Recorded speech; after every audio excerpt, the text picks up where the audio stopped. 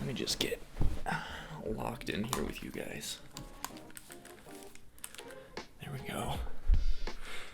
What's up, guys? Thank you so much for spending some of your time with me today in this, yet again, another different style of video coming out to you. You know, I'm in the process of working on a little bit of a different movie deconstruction that's coming out later this week on this channel. And I'm really excited about that. You know, I put out the Avatar deconstruction with the new live action coming out, and it had a much better response than I was expecting, and it was really cool for me to be able to kind of share thoughts and opinions with you guys in the comments, and it was just a blast. And that just kind of put me on the track of wanting to be a little bit more intentional with the videos that I'm putting out on here. But at the same time, I really enjoyed just kind of sitting down and talking to a camera, or in turn talking to you guys. And so I figured just strip it back and do a kind of raw LittleBear Den, I don't know, working title. I even have the H4n right here, but at least I'm getting my audio. And yeah, this thing is probably as old as me, but it works. I also got my G Fuel. This is lingonberry flavored. I'm so bummed, you know, I'm currently on a health kick. And this has red 40 in it, which is not ideal. And it sucks, you know, lingonberry, it's best flavor. But after this tub, I'm not going to be drinking anymore. Grace and I are really into blue zones. If you don't know what that is, it's where there's a higher level of centennials. Centennials, is that the right way to say that? People who live past the age of 100. And both of us have a goal to hit that age past 100. I remember when I was really, really young, my grandma read my palms, and I have such a hard memory of it, but who knows if it's real or fabricated. But what I remember is she looked at my lifeline, she's like, wow, you're gonna live to be 107. When I was a kid, that terrified me. But now I'm here and I'm like, God, I that would be really cool. I would love to live to 107, but gotta be a lot more intentional with what's going into my body at that point. But I digress. There's a couple things going on in my mind that I really just enjoy talking about whenever somebody will choose to listen, and one of those is Formula One.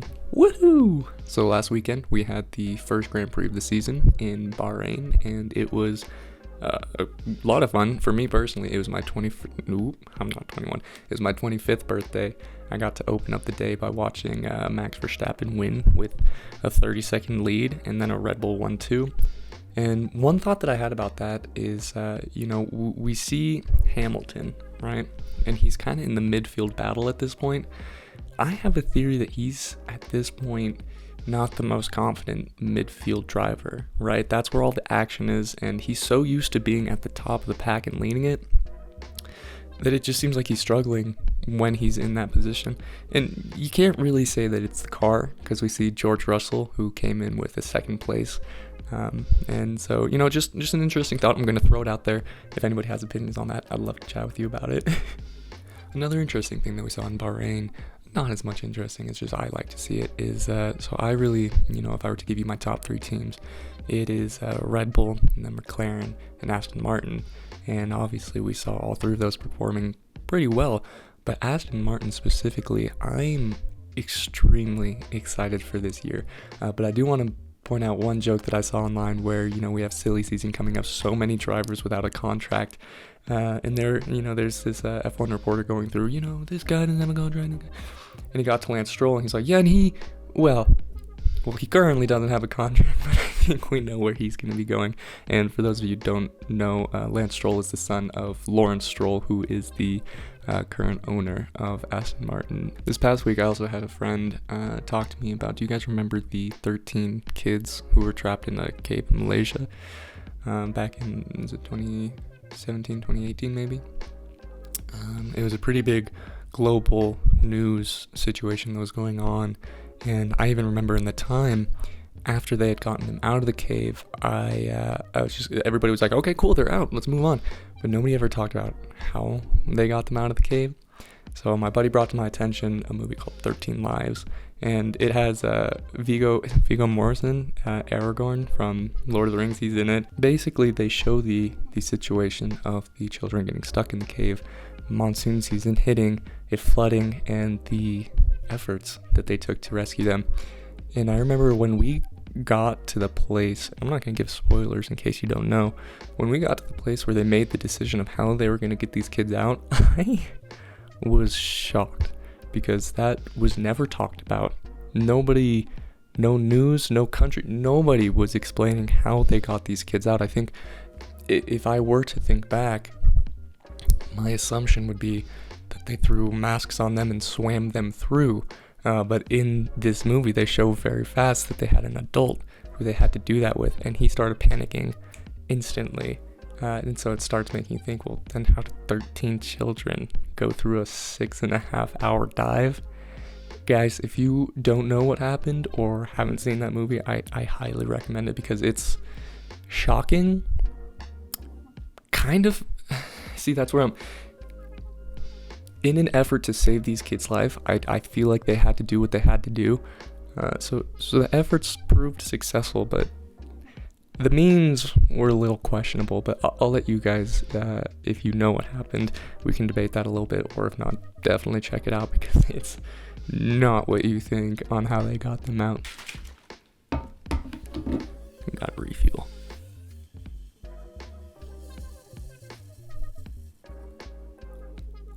I shouldn't put that in my body. It's been really nice where I live, but we experienced something called a false spring, so we've been having 60-degree days for the past week, I'd say, and it's been, beautiful. It's been amazing getting out for these walks, getting outside, but unfortunately, like I said, we have these false springs, so I know that this warm weather is only blowing in the coldest cold front that we're going to experience this year, and so I'm personally taking as much advantage of that as I can, and I recommend if you guys have a warm area where you are, definitely take advantage of that.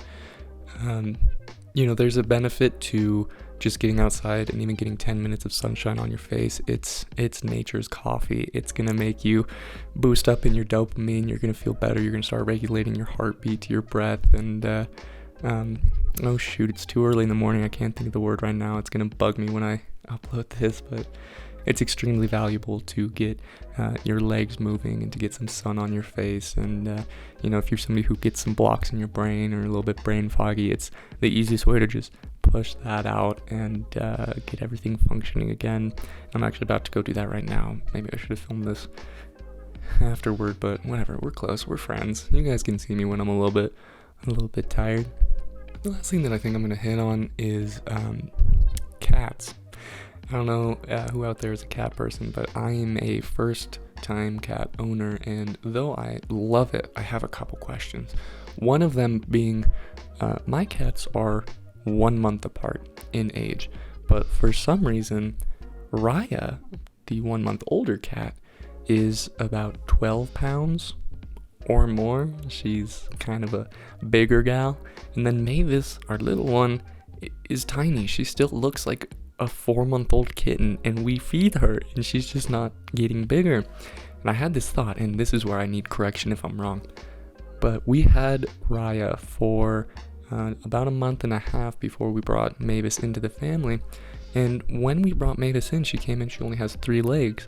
I wonder if Raya saw that and almost kicked into maternal instincts and started growing to be a protector of Mavis, and that's the only justifiable thing that I've never seen a kitten younger than the age of probably 2 who has a fupa, and Raya's got a fupa.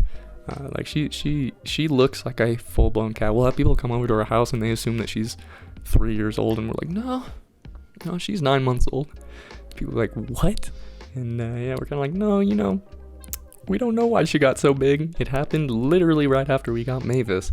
And that's just what leads me to, is that possible? Is that possible? Did she, grow into a motherly figure for Mavis because this is a harder world for Mavis to navigate? I don't know. Could be cool. One thing I do know for sure is that cats experience more dimensions than us, and I'm going to full stop there because I could go on for an hour about my theories of how cats look into different dimensions. Alright guys, I don't know how much value this had, but it was kind of nice just to talk with you and pull out a little bit of my ASMR voice. I hope that you enjoyed this video. If you did, please give me a like. No, that's rough.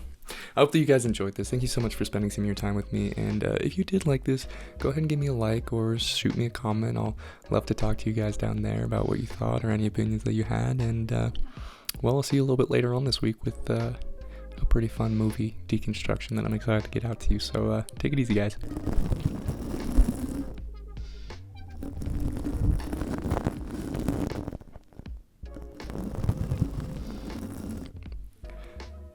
Something about that so satisfying. Alright, bye guys.